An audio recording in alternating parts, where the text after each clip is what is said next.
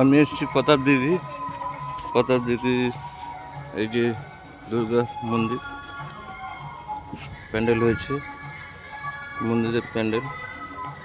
এখানে সব বাচ্চাদের জন্য সব আছে, পাশে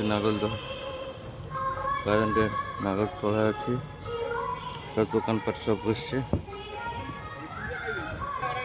এখানকার পরিবেশ কি সুন্দর, এটা ট্রেনের মতন বাচ্চাদের।